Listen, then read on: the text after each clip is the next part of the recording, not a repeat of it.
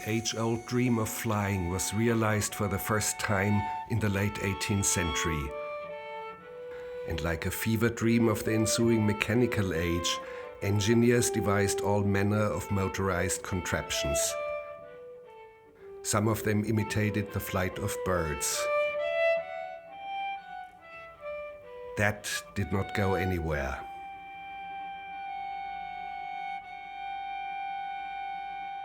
But bold aviators had more practical dreams. They would fly machines that today are known as aeroplanes. Some of them resembled boats with wings.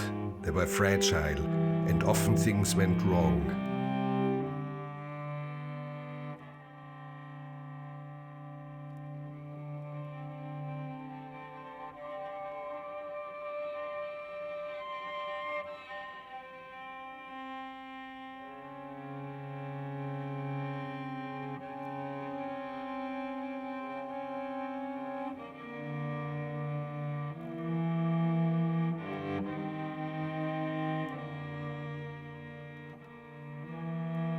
Aviation had its early disappointments and groundings, but that did not deter others from pursuing the great purpose.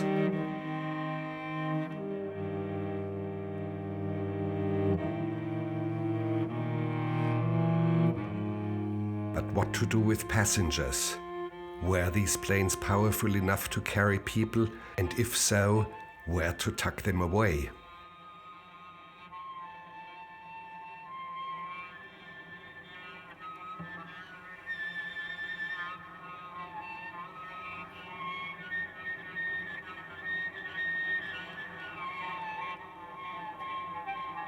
Not much later, stronger engines allowed for greater payload, and planes were built like taxis.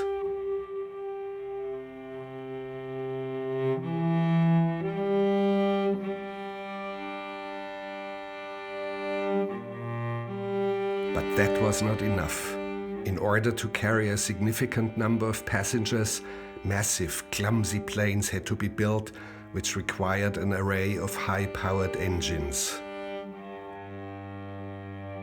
But these behemoths could hardly get off the ground. The real future of aviation was thought to be the airship. Like the highways now filled with automobiles, the skies would teem with airships.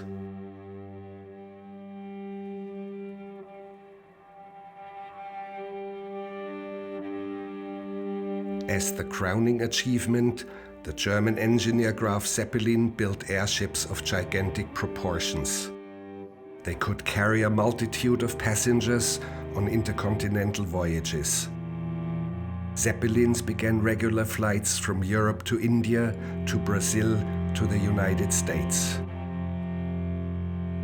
The cabin was so spacious that during flight, passengers enjoyed luxuries on a par with the much slower ocean liners. Dining rooms, grand pianos, even a dancing hall.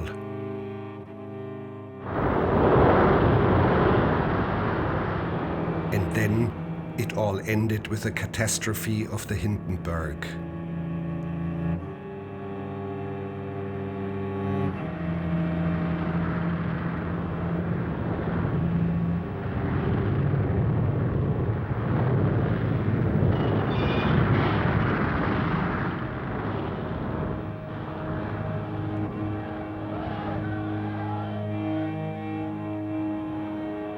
The promise of the Zeppelin was never completely discarded, but it took until the end of the 20th century for the idea to be revived.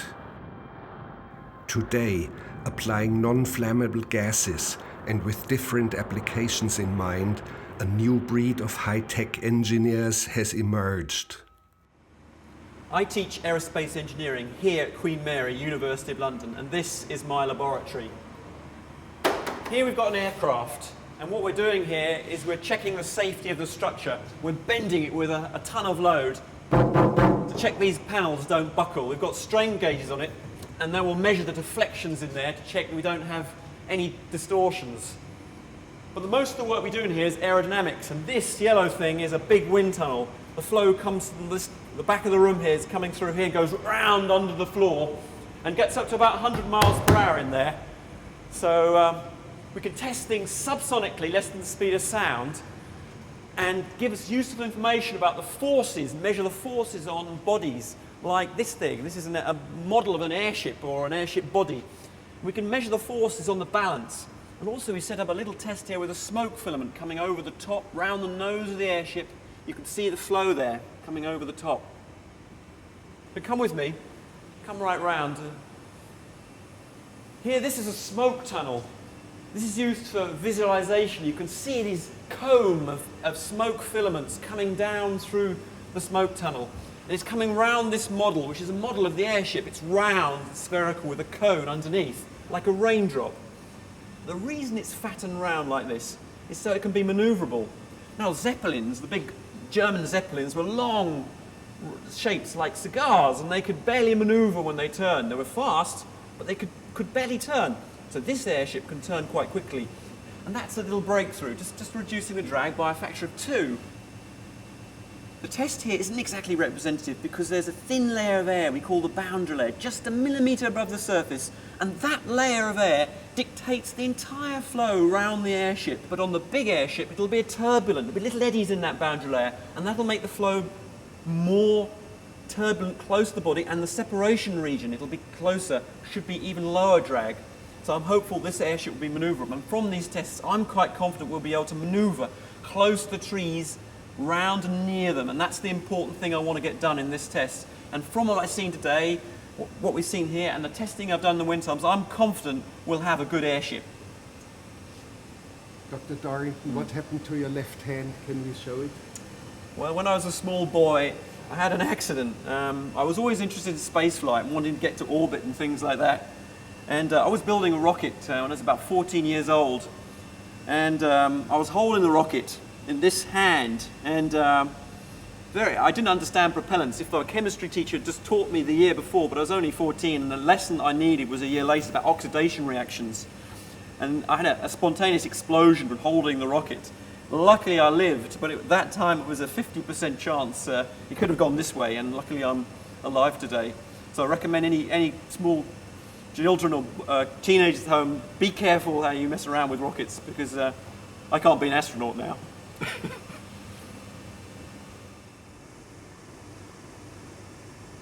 For a long time I've had a dream of just floating or flying, zooming through the air.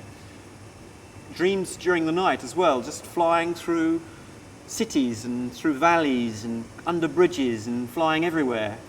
Just floating above the surface, seeing life. We need something very manoeuvrable, and a balloon isn't ideal. Something like this would be much better if it could be quiet as well. That's the important thing. It's got to be really quiet. And you can see here what I've got on the back. Here's a small jet engine, just enough to lift my weight. We can realise our dreams. That's the thing that I've learned in this whole project, is that you start from a concept, you do the design, and you can actually see your ideas being made, and you can realise dreams. It's just a simple step, and it just requires a little bit of determination. But you can do it.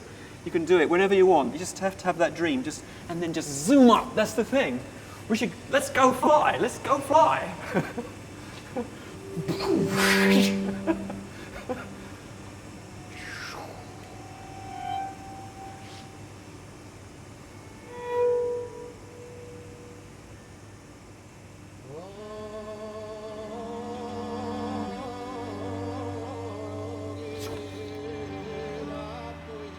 Cardington, north of London.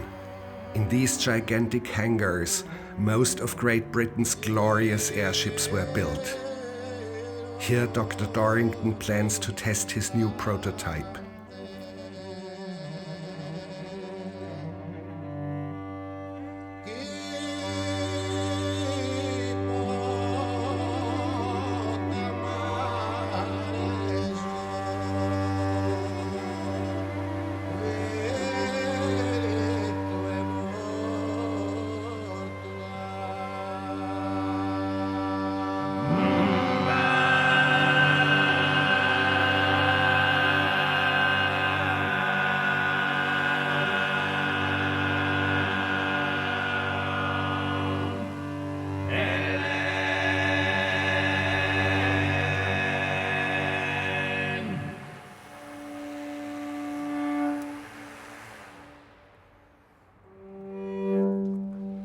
So that was the first time it's flown, and I think on the whole, I'm quite confident again.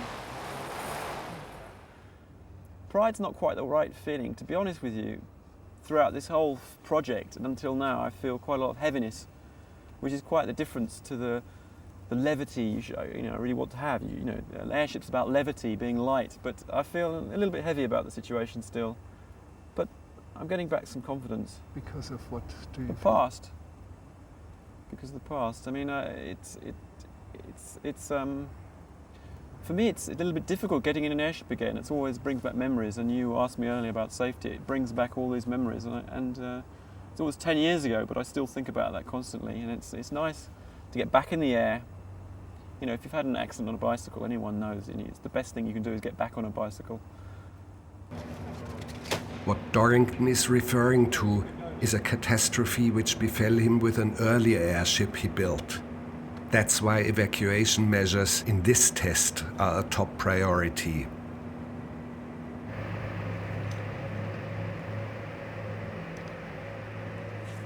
Dorrington's plan is to fly this airship over the jungle canopy and use it as a platform for studying and filming the largely unexplored treetops. We chose the area of Kaieteur Falls deep in the rainforest of Guyana in South America. Here, untouched landscape and diversity of flora and fauna are found in perfect unity.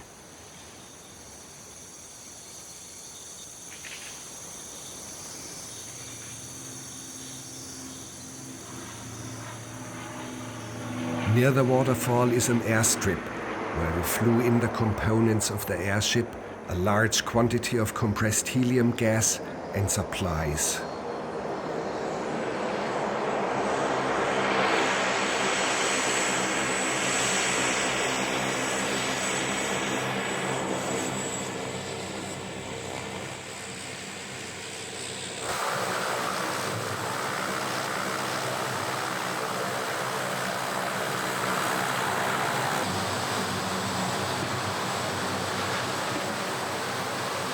For backup safety, we also brought in an ultralight aircraft and an experienced aviator to fly it.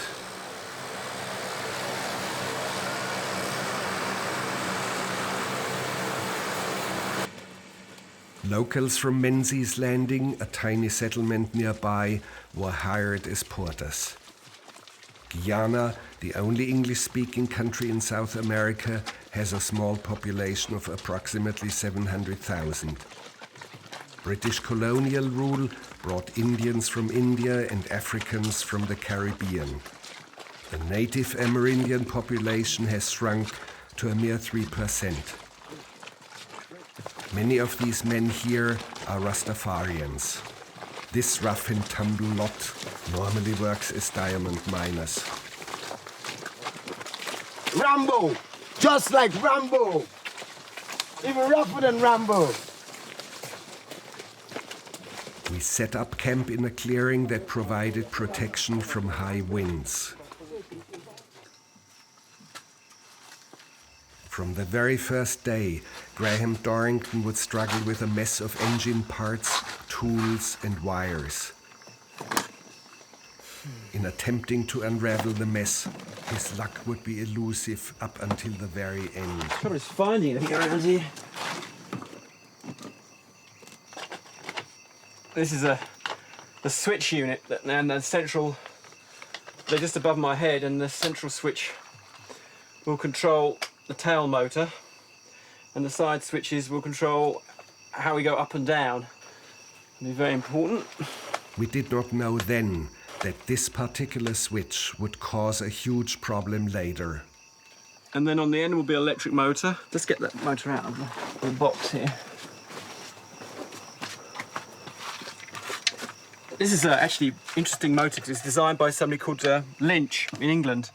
He never went to university and doesn't know any mathematics and stuff like that, but he taught himself electrical engineering, and it turns out the motor he's made is one of the world's leading motors in terms of power and mass, and he's developed his own kind of sort of algebra to do that, but no other person, no academic can understand what he's doing, but he seems to know more than many academics and electrical engineering departments, because this motor's very, very good performance, the best I could find. Most of the time we'll just be drifting with all the motors off. At least I'm hoping. It'd be lovely just to be above the canopy with complete silence. And I just think that today, have you not noticed that so many aircraft, everything's so noisy, and when you get a bit of peace and quiet, just quiet, then you have a chance to think.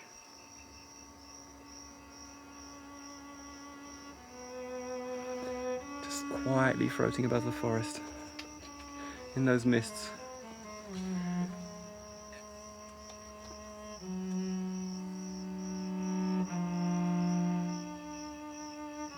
Of course, in a way, there's always going to be this, at the same time, in this lightness, in this kind of ethereal feeling of floating and in this mist. That'll be beautiful, but at the same time, my mind will always have this heaviness in it. It's not just the danger, it's that feeling of danger, that the thing could go wrong, but it's still the past. And I'm hoping that this project will finally, I don't know, at least prove that what we did way back in Sumatra was right, and that that Dieter Plug's vision was justified. In my life, I've only met a few men who've impressed me,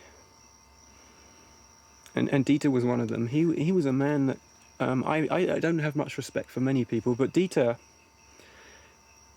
when you met him, he was such a solid man and so generous, and he was such a bloody good cinematographer. He had made so many good wildlife films, and when he died in 1993, April 3rd, it just seemed totally unjust, because he was just at the start of a major project. When you make a wildlife film, one of the most important things is, of course, to know about your subject. But as I'm not a scientist in the way of having detailed studies or have studied in detail animals or their behavior, I have to refer to experts who know. One of the most extraordinary characters I've ever met was Adrian de Schrijver. Adrian took us into the forest, confronted us with the gorillas, and we got charged and charged and charged again. And I think, and I'm sure, if I would have even flinched once and would have dropped the camera or would have run or turned around, Adrian would have said, well, this is obviously not the right man to make this film. Adrian de Schrijver had this orphaned baby gorilla, and one day he decided to introduce it into the forest, to let it know the sights and the sounds. And suddenly we sensed the gorillas were right close. And Adrian stood there with the baby gorilla on his arm.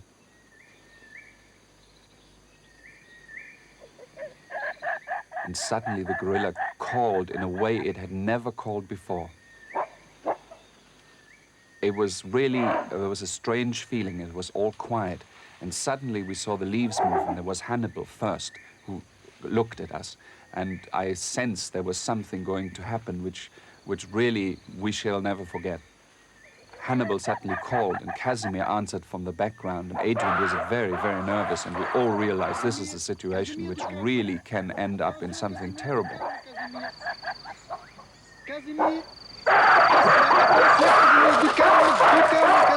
Casimir came, and he screamed and just charged Adrian, and Adrian literally had no other chance than to drop the baby gorilla, because if he would have kept it, we all convinced that Casimir would have killed him, although he knew him very well for many years. Wildlife filming can be very dangerous, I think, when one gets into a situation which is created by humans. In Sri Lanka, we had a situation where there were elephants isolated in small pockets of forest in amongst plantations. They were shot at by people every day, and so they were very, very dangerous indeed. So we went in there, and we got into a very dangerous situation. In fact, the elephant ran right over me, and I was very lucky to say that the camera was flung from my hands, and it still kept on running.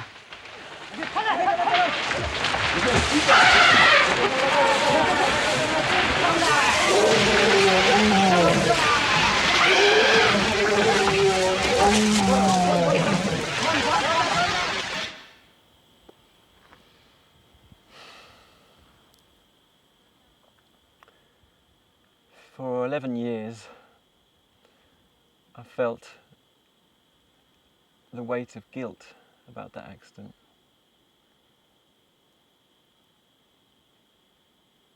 It was a stupid, meaningless accident, and I went over it many, many times in detail, trying to find exactly what went wrong, all the technical facts, chasing around like a vicious circle over and over again, sometimes twice a day, every day, more than that, never finding an answer.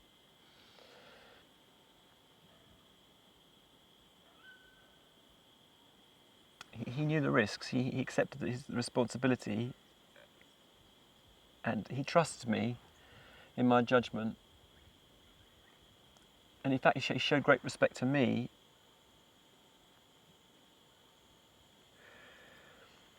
And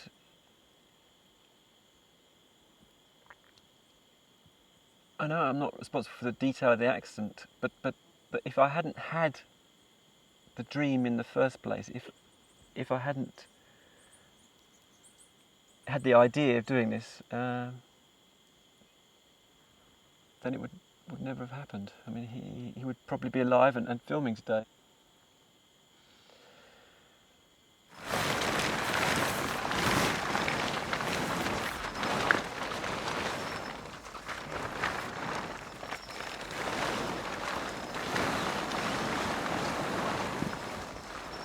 So, it's 9.7 metres in diameter.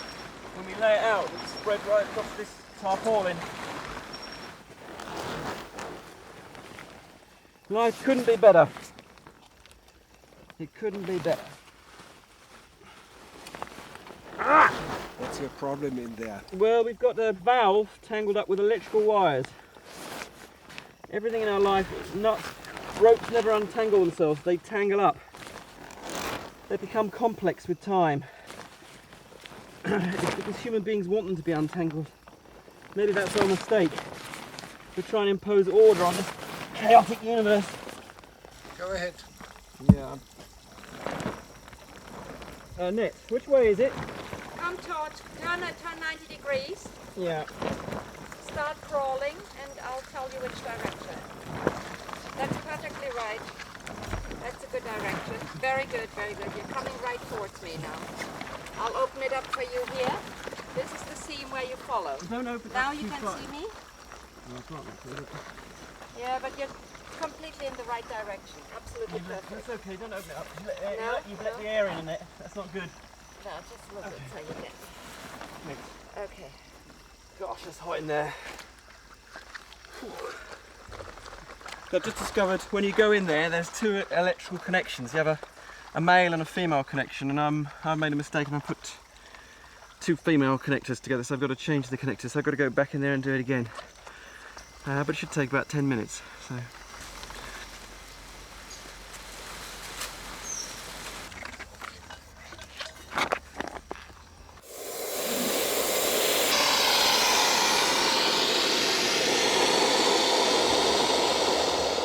So it's going to fill up with 480 cubic meters of helium. That's quite small by airship standards. In fact, this will be one of the smallest airships ever built in the world. Most airships are about 2,000 cubic meters, so it's relatively small. But for me, this is a big day.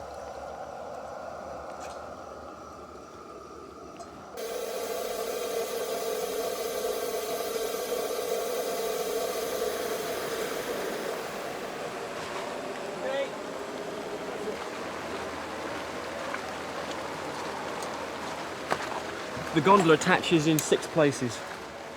Just to make sure we've got all the lines attached in the right order. Don't do it tiny, Zig. No? Hold it back up that way a bit. Come on, go that way. That way, that way, that way, that way, that way, that way, that way. You're just turning, you're walking off to one side. That's fine. Okay, down. Everyone's staying on their line. That's looking good. Right, you guys have got to come this way. In a bit. It's all about confronting chaos, impending chaos. It's a very real possibility at the moment with a storm coming in from the northwest. I'm a little bit worried that the airship's too high off the ground and not properly secured, not filled with helium. So we're getting a bit nervous here.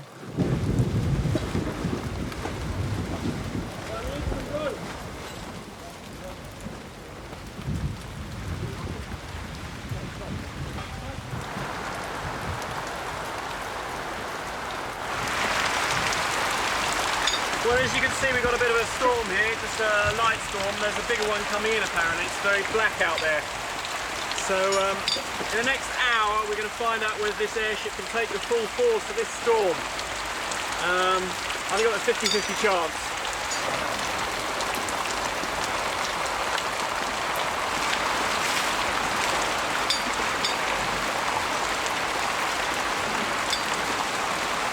Quite nice actually, it's quite cooling, quite relaxing to know that all your work you've been working on for several years could just be destroyed in a few minutes, but that's nothing, that's life.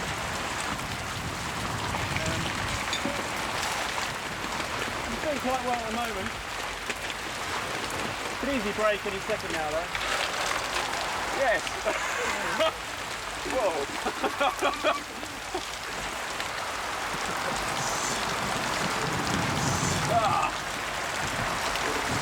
That's quite nice.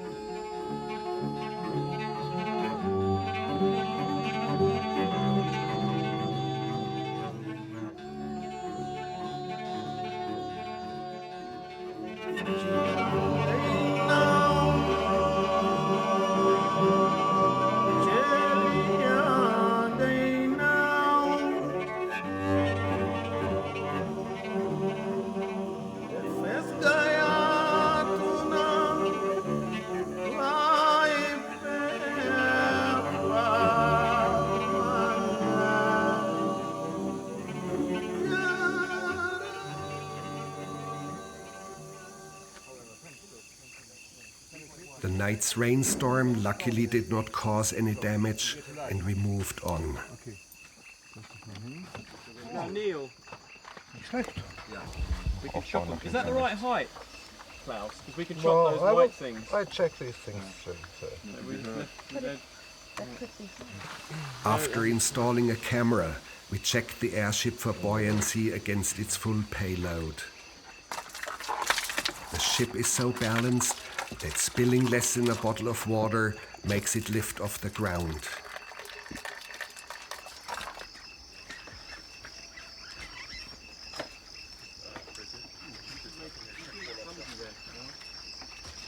During this test, the airship remained strictly on tethers.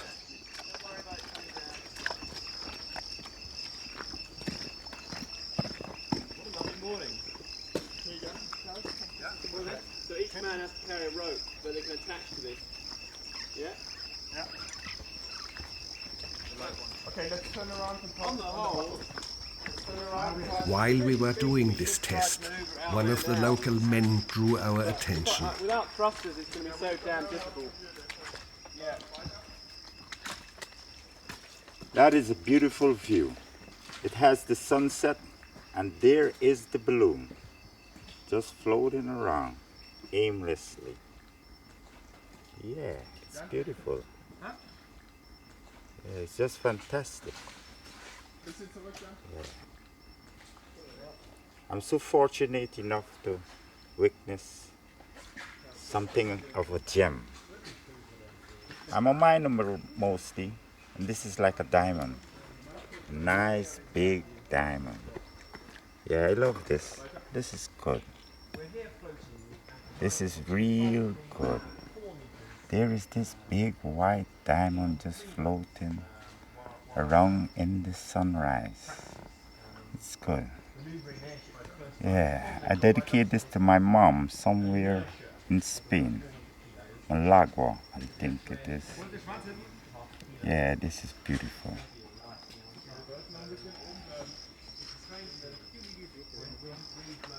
Mrs. Enid Abbott, good morning to you.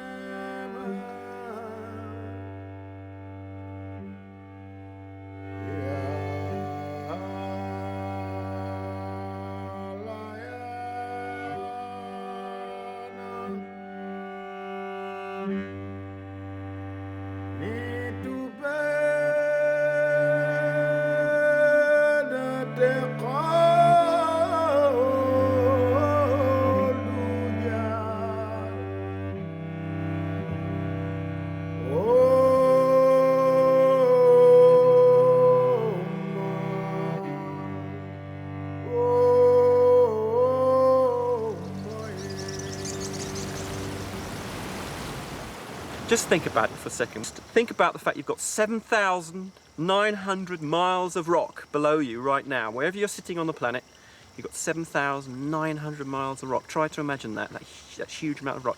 I jump! Gravity is a force that pulls me down. You can't escape it unless you have something like a helium balloon or wings like those swifts. Those swifts have got a lovely Latin name, aeronautis. Isn't that a beautiful name? The way they dive down in their free flight, becoming weightless before they dip into those falls. Isn't that beautiful?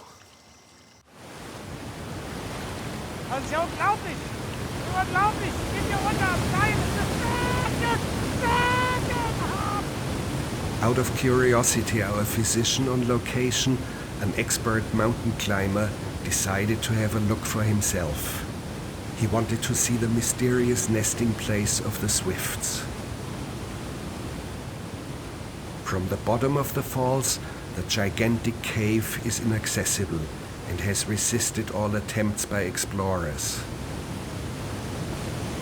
We lowered a camera to him, hoping to gaze into the unknown. Later we decided not to show his footage. We will show only the image from the spinning camera as we pulled it back up on a rope.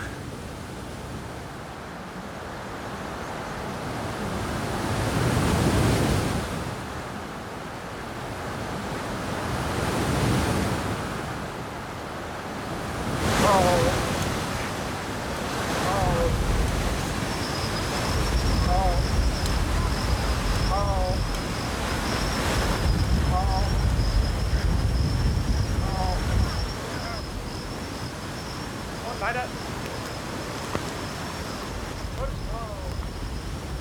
Gut. Okay. Applaus für euch. War anstrengend. Also man hat das Gefühl von Schwerelosigkeit am Anfang und einem Gefühl von tiefem Raum, der in einem schwarzen Nichts endet, wenn man da dahinter guckt.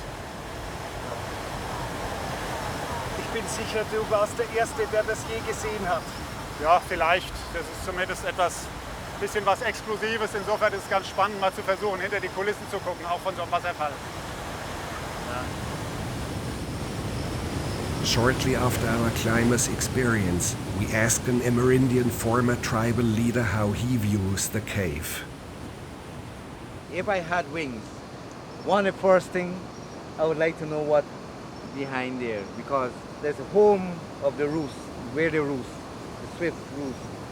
And nobody knows what behind, what lies, what story, what really is behind there. Never had wings. One of my first dreams is to go behind there to see what lies there. We have stories like the legend goes that behind there have huge, big snakes. Is living there that protect certain treasures like diamond, gold, whatever, protect there. I mean, that's a legend that says that. Now, one of our climbers went down on a rope and looked into it with a camera. Okay. He saw what's in there. I don't think they should ever publish it. I mean, what you see is yours. I mean, you keep it to yourself. But I don't think it should be published as a whole. Say, okay, this is behind here. It would lose the whole essence about our culture would tends to die away. We would lose it. But what we can reveal is the legend of how Canopy waterfall got its name.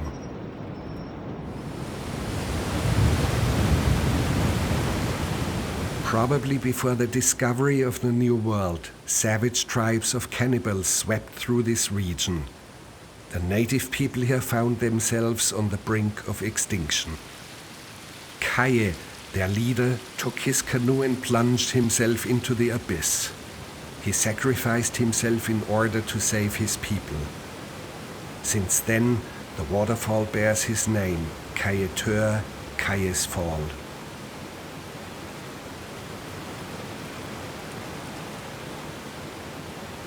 It is believed that his face can be seen carved in the rock by the edge of the fall.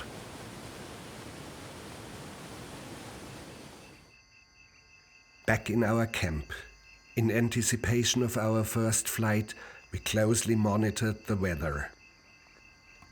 Our big problem is going to be wind, so we're measuring the wind speed and checking it doesn't go above 2 meters per second. Have you got a reading now? Yeah, we've got calm reading. All right. And you got about 0.4 earlier on? Early on. When we switched it on? Yeah. It's going to be real calm today for this morning period. And when do you think we've got rain? I don't know. I don't think there will be rain. I see the swifts still flying. He's called Redbeard.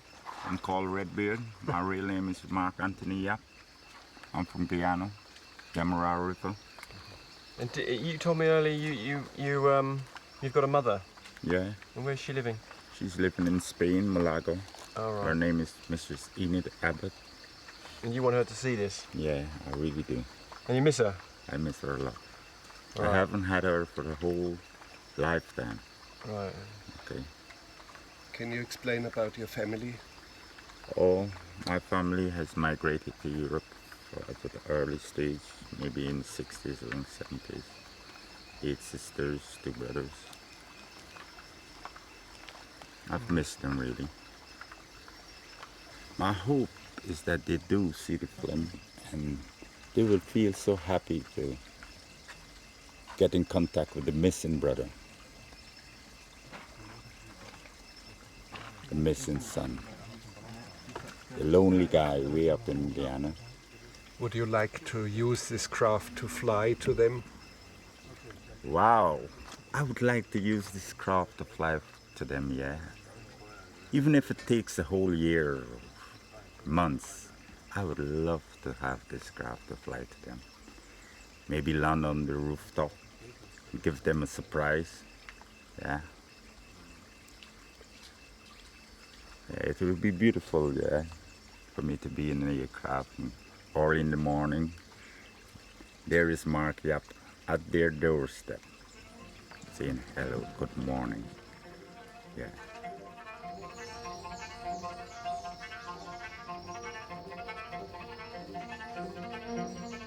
That same morning, I had an argument with Graham Dorrington over the accident of 10 years past. We touched on issues of responsibility and principles.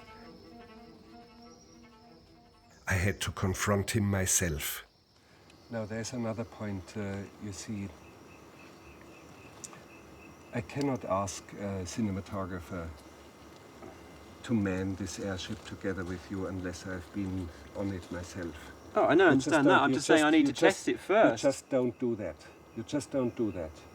And as an employer, you cannot ask anyone, and of course I have to take the I accept that, but I think it should be tested first by me alone, and because we have a low buoyancy situation, there's a lot of technical reasons to go alone. Graham, there's such a thing as follies. Yes, I accept that.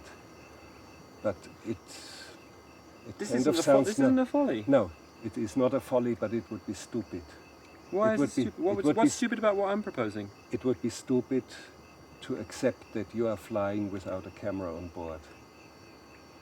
And I don't think it's just a plain stupidity. There are dignified stupidities, and there are heroic stupidities, and there's such a thing as stupid stupidities.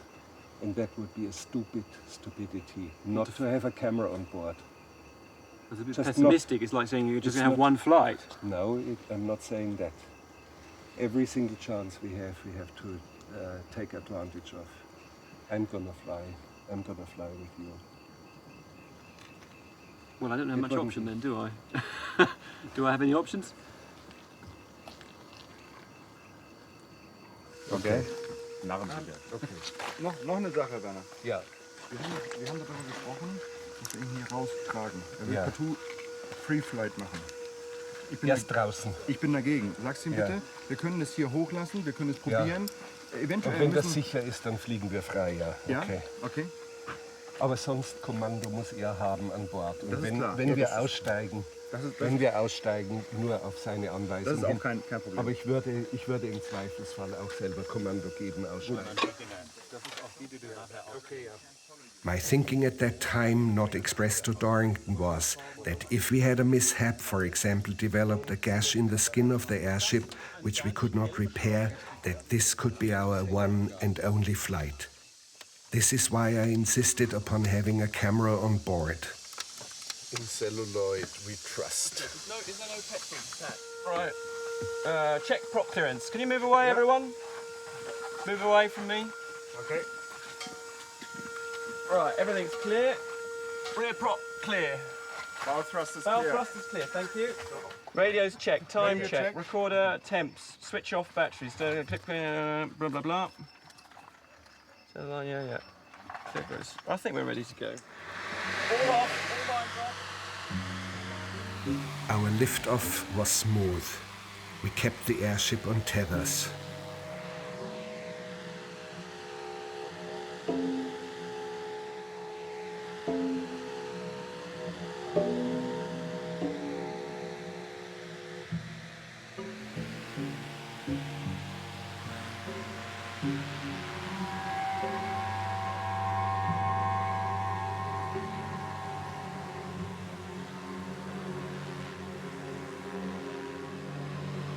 As it seemed to be going so well, we decided on a free flight.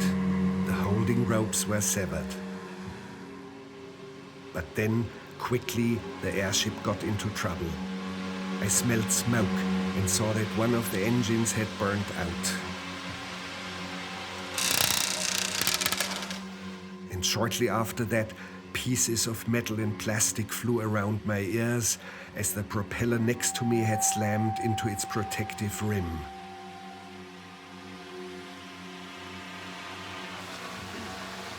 We decided to drop a line and make a quick, rather graceless landing.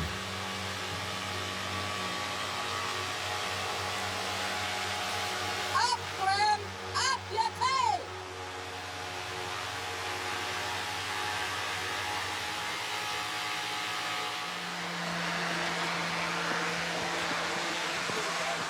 Pretty bad altogether. Awful. But Graham, we'll sort it out. No, it's pretty awful.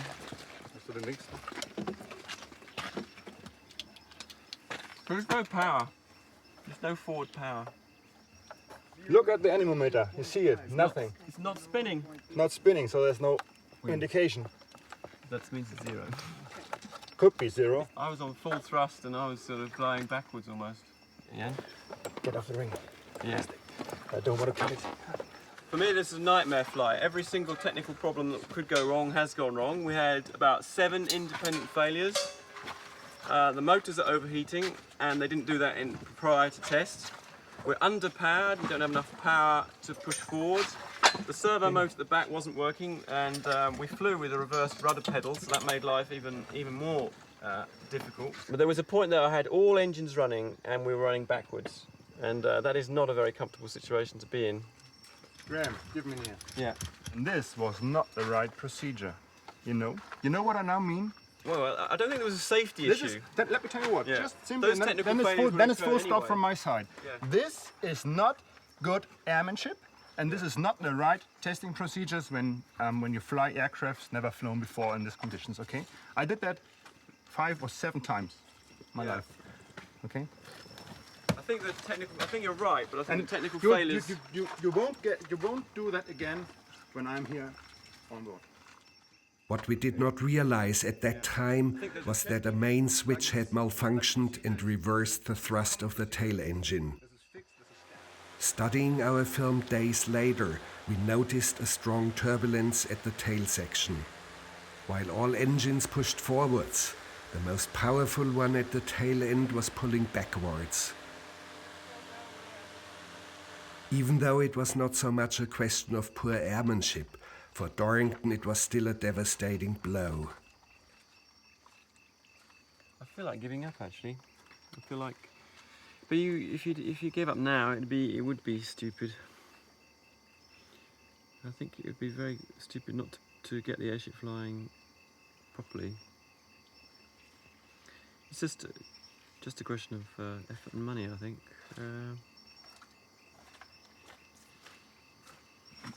Yeah.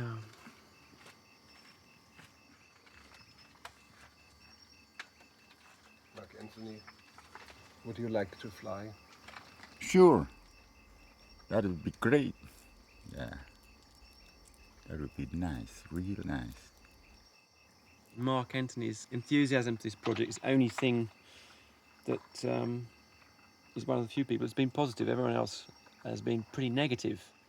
If you think about it, a person like Mark Anthony has grown up here 18 years and he's had no formal education, but he's got a lot of wisdom and he knows so much. And we come in here with all our technology, misplaced. But this guy's knowledge is worth more than all this education, in a sense. The fact he knows about little plants which antiseptic qualities for eyes could be a fantastic thing. The prospecting element of this project, the potential is there to go canopy prospecting. All this gold and silver mining is a waste of time. Gold and silver are useless to us. But there could be pharmaceuticals, curing pharmaceuticals in the canopy. Many biologists believe that the canopy is one of the most rich biodiverse areas of this planet, and yet it remains unexplored. This futile flight today and my stupid technical efforts, which were also not following procedures and making mistakes, okay, I accept all that, but it's just a stepping stone. It's just a stepping stone to a much greater potential. We became curious about Mark Anthony's medicine and followed him on a foraging field trip not far from the waterfall. I come to these dark places for these medicinal herbs. It's good for the eyes, any irritation or so. This here, it's good for arthritis. I use this also for like swellings and pains. And I have a bark that I normally use on wounds. This is covered, but this one has not been stitched. It's the bark that healed this wound here. So this is where I find these herbs.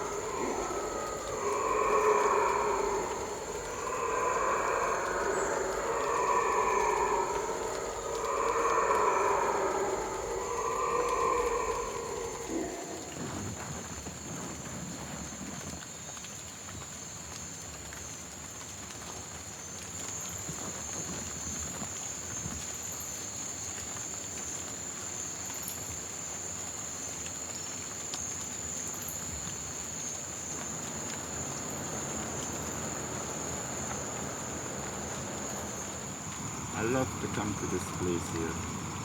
I have a view of the falls. Right now there is a fog. And sometimes when it rains, I love to look at it through this little bubble, this little one drop of water. Magnificent view. And I look through there, there's the falls, beautiful.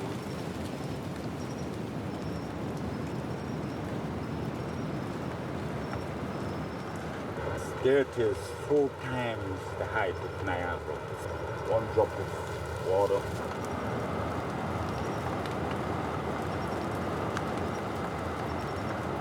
Mark Anthony, do you see a whole universe in this one single drop of water? I cannot hear what you say, for the thunder that you are.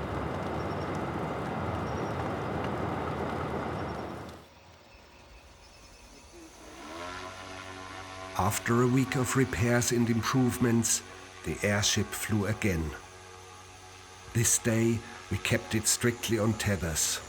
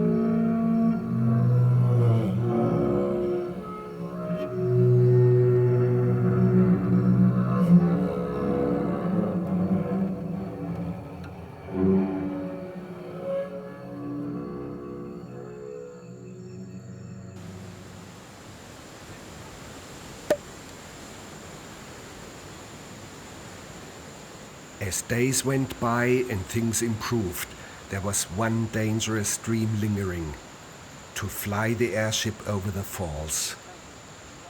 Prudence demanded a test. We're just using these balloons to test the turbulence levels above the area of the falls. We're thinking whether it's possible to fly the airship over there, but I'm worried it gets sucked down by the downdraft. And we've also filled these glasses with champagne to make them nuclear buoyant. And it's an offering to the waterfalls themselves, the monster in the waterfalls. This is Jason, he works in the kitchen, and he loves to dance. Yes, I love to dance, and I love to do the moonwalk at night right out here. Okay.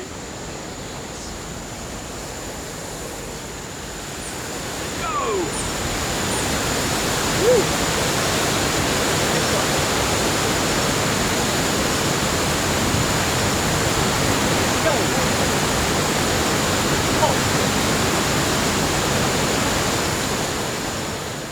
A second test showed the power of the downdraft even more graphically.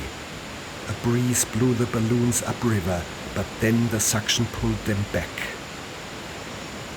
For a while, they seemed to hold their own, but we knew there and then that any attempt to fly the airship over this would inevitably prove fatal.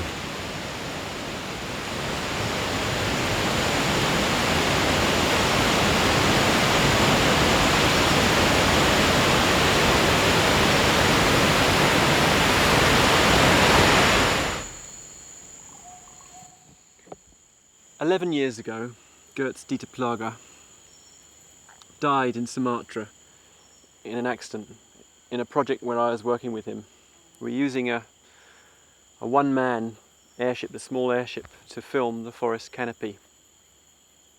I flew the airship first a few times, and then he flew it, and it was going very well, the project. On the day of his accident, we woke up and the atmosphere was very sombre. I think it's possible that his wife and him had a very big argument at night, and there was a tension. Maybe she had a premonition about what was going to happen.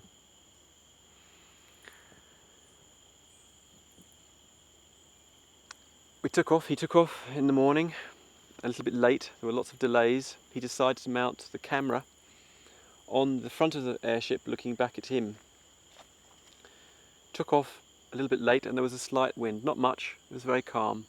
The airship flew up a river just like this, calmly disappeared over the canopy.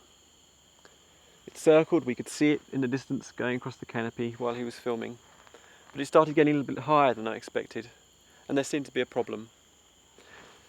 Then we radioed him, and the first problem we had was that the radios didn't work. They hadn't been charged properly. The airship descended some way away over the canopy, and one member of the team took bearings to see where it would come down. He stood on a big cliff ledge and watched where it came down. And then very calmly, very professionally, we arranged a team to go out and meet the airship. But I could see the airship up on a tree, perched on a tree. With Dieter was up there sitting in the seat, quite calmly. In fact, I watched him sitting there as some birds passed above. And he managed to lift the nose, but the camera that he'd put at the start was caught on a branch and it wouldn't loosen and he couldn't reach it. I saw him unbuckle his seat, but he wasn't wearing a harness and he tried to reach out to the camera. We waited again and I saw this big bank of clouds getting closer and closer. It was a light blue sky like we have now, but this cloud was a big grey blank coming in. And I could see the rustling of the treetops. And then it just moved in very rapidly. And I could see the frame of the airship on the tree rocking like a bronco. And I could see Dieter holding on. And then something I didn't quite believe, I saw it rock really hard and it broke the frame of the airship. And I saw him lurch forwards and fall out. The tree was maybe 50 or 70 meters high. And I knew that if somebody fell from that, they would be killed. Well, that's what I realised, but I just didn't believe it. And so I ran back into the forest. It was very dark in there. When you looked up, it was pitch black. Just little vague lights from the light coming through. But he hadn't fallen, and I was I thought, well, I must have been mistaken. I must have dreamt it. I waited a period of about 5 minutes and the others waited, and Freedom was with me, just told me to shh, be quiet. We heard some cracking of branches.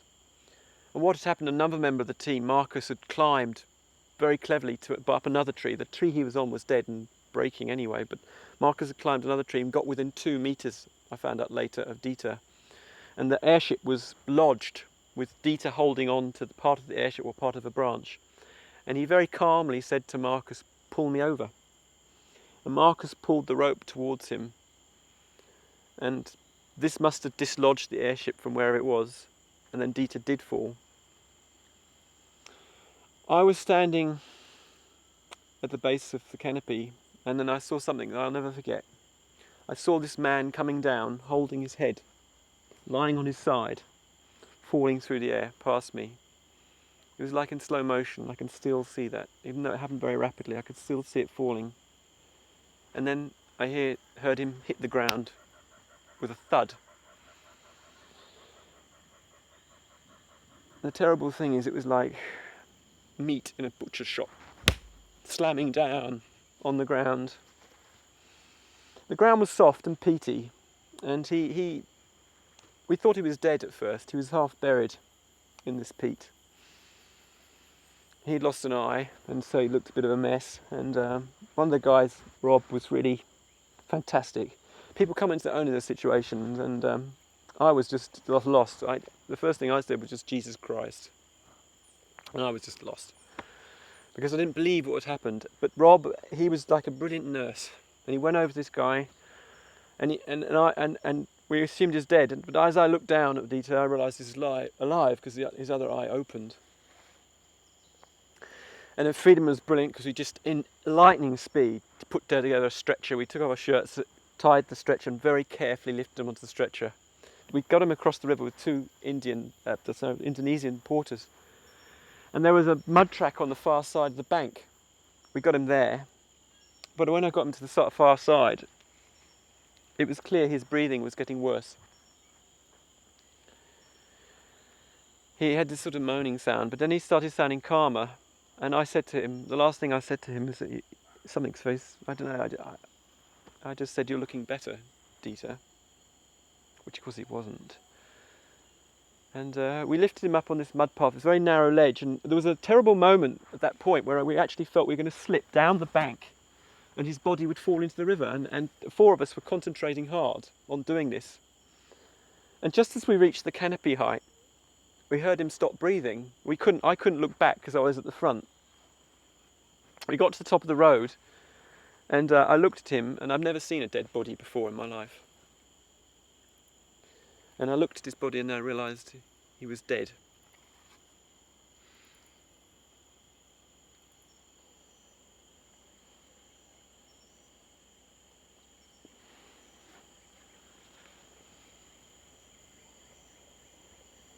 I washed his blood in the river from the cloth of my shirt,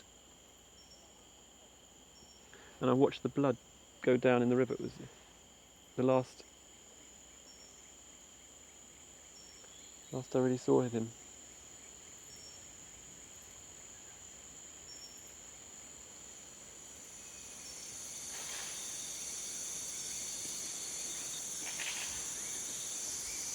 After some more and very encouraging tests, we felt safe enough to fly the airship completely free. It carried safety devices such as long ropes to bail out with, a radio and a GPS positioning device. In case it got blown far out into the jungle, our ultralight kept circling close by. Finally, the ship could do the work it was designed for.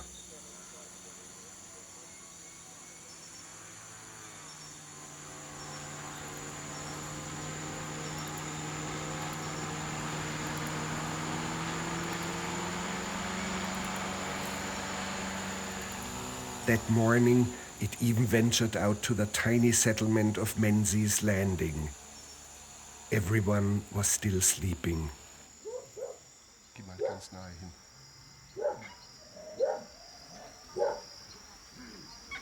Good morning, sir. Have a look what's flying there. Just have a look. Want to see this morning?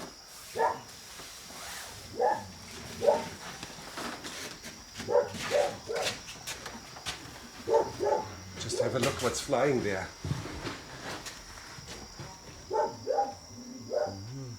White diamond. White diamond? Is that? It even dipped into the Potaro River upstream from the waterfall.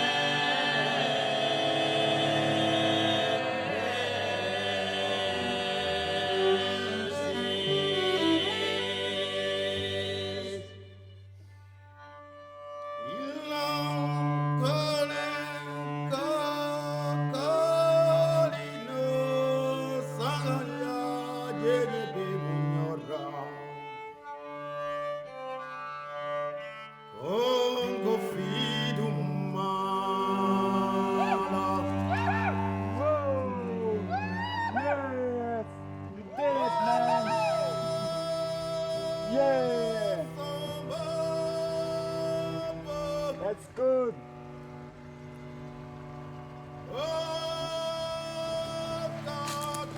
And then we hauled the airship in.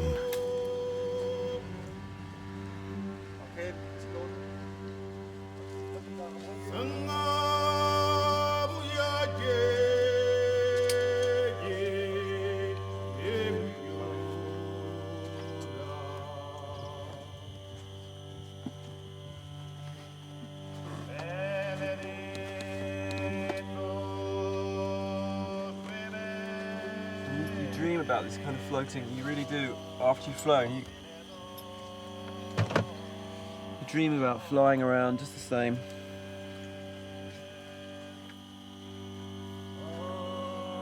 Lots of people have Done a great job, man.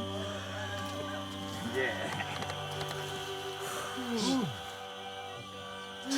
You're becoming a perfectionist. I don't know, there's only one word to describe that. It was, today it was heaven. It was just still up there. Beautiful.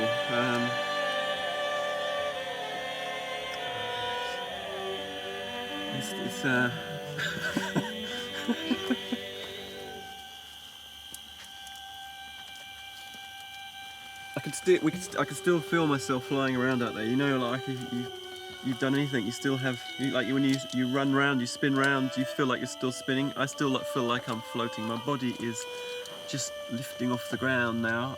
I'm high. High on the helium. This is levity now, knowing when it's done. This is just, well, honestly speaking, one hell of a relief. I think you know the feeling you get.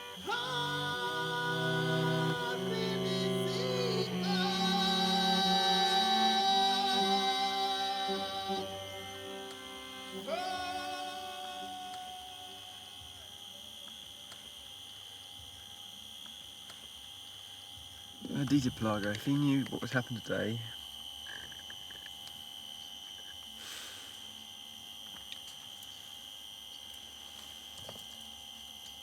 He's such a god.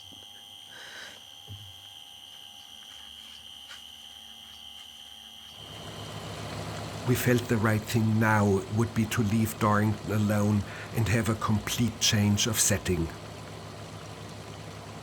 A few miles downriver from the waterfall, Brazilians operate a diamond mine. We were searching for a real white diamond.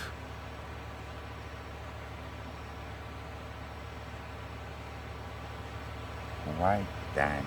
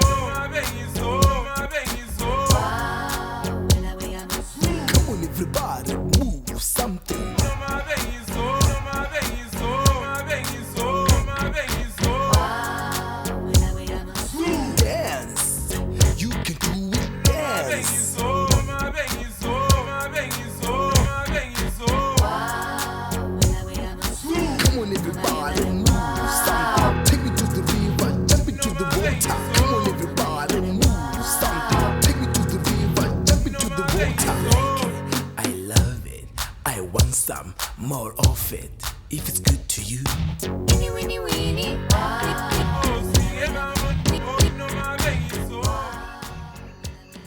As a gift, Darrington offered Mark Anthony a chance to fly. He seemed to be somber. Oh, this pleasant morning, I'm about to fly. And surely I would like to take my rooster with me. He's somewhere around. I would like to take him on this flight. Why your rooster? Oh, my rooster means so much to me. Early in the morning at 5:30 he crows. And then he crows again when there's some change of weather patterns. He's such a lovely guy, my rooster. I would like to take him with me on this voyage. First flight for me in this lovely balloon, this creation. Yeah. Yeah, it needs one more of this side, please.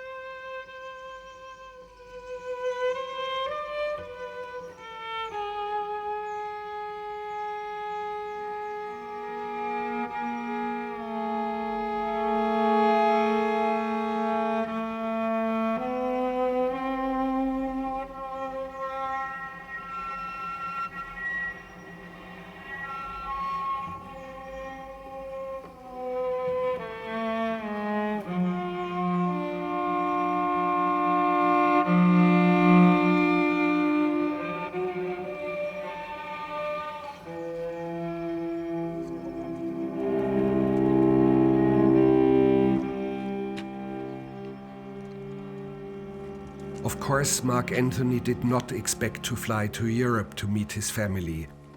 Something else was on his mind. It's beautiful up here, flying around. I should have had my rooster here with me for the world to see. His name is Red. He has 5 wives, 5 hens. So I get 5 eggs every morning. Yeah, my rooster is good. All day he's roosting his hens. I enjoy every second of it. Yeah. I'm actually flying. Yeah, I'm light, confident. Yeah. Come Red. Having heard such wondrous things about Mark Anthony's friend, we were curious to meet his splendid rooster. He's very good. He loves me, you know. He's my good friend.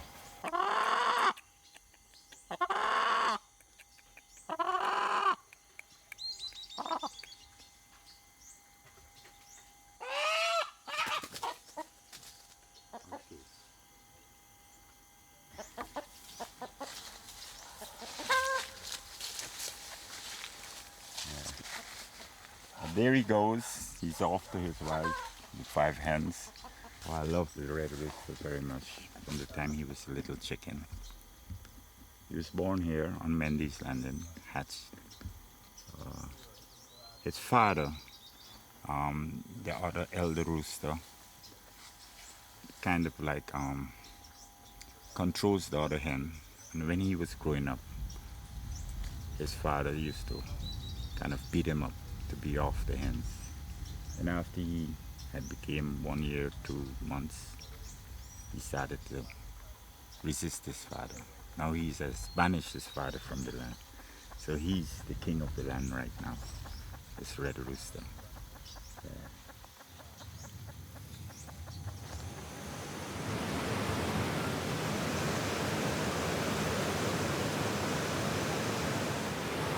You know, Mark Anthony, I had this strange feeling when I landed in the village that the little Amerindian children couldn't see the airship. I expected them to be all excited and jubilant, but they were very placid and very sort of quiet. And it's like the airship didn't exist. They looked straight through it, like it was invisible. I was surprised by their reaction. Maybe it's because the Amerindian children are always silent. Yeah. No, I was just thinking about perception. I was thinking about James Cook. It's reported that when James Cook arrived on his ship in New Zealand, the Maoris just couldn't see it. They just couldn't see it right in front of them. It was outside their world of ideas. It didn't exist for them. They couldn't comprehend it. And for me, it was like these little children. They just hadn't seen anything like this before, and they just ignored the airship. They could see me, but they couldn't see the airship. I was sure of it. It was just too outside their world, I think. That's what I had the feeling. I think perception is a strange thing. Much stranger than we think. I think these swifts, they live 5 times faster than us. You know, they actually live, they perceive things 5 times the rate because they move so much faster than us. 5 or 10 times faster. We must be like cold statues to them, slow-moving, numberless creatures, and they're moving so gracefully. Wow, I've been told that there's over 1 million swifts living at these waterfalls. Can that be true? Yeah, they're over 1 million. Why do they live behind the falls, do you think? Why do they go there? The falls is some kind of defense for their kingdom. Yeah, secret kingdom. It's like a big concert. They just like shoals of fish. Suddenly they just move and dive down all together and they move backwards and forwards. It's like there's some sort of music controlling them. See how they swirl around and then suddenly they all decide to swoop. Now look, here they come.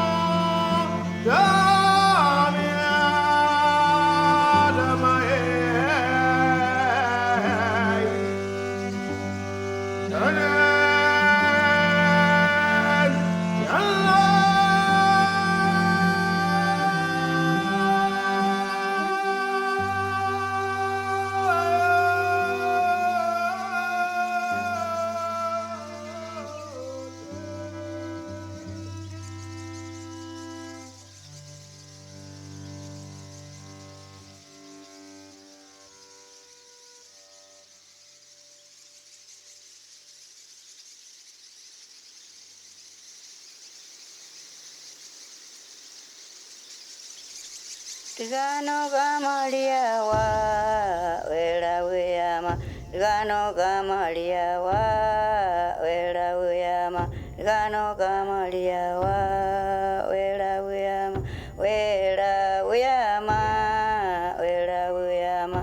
Gamu gamu lia wa wera weyama. Gamu gamu lia wa wera weyama. Gamu gamu lia wa wela weyama, wela weyama, wela weyama. Gamu gamu lia wa wela weyama. Gamu gamu lia wa wela weyama. Gamu gamu lia wa wela weyama, wela weyama, wela weyama. Gamu gamu lia wa wela weyama. Gamu gamu lia wa wela weyama. Gamu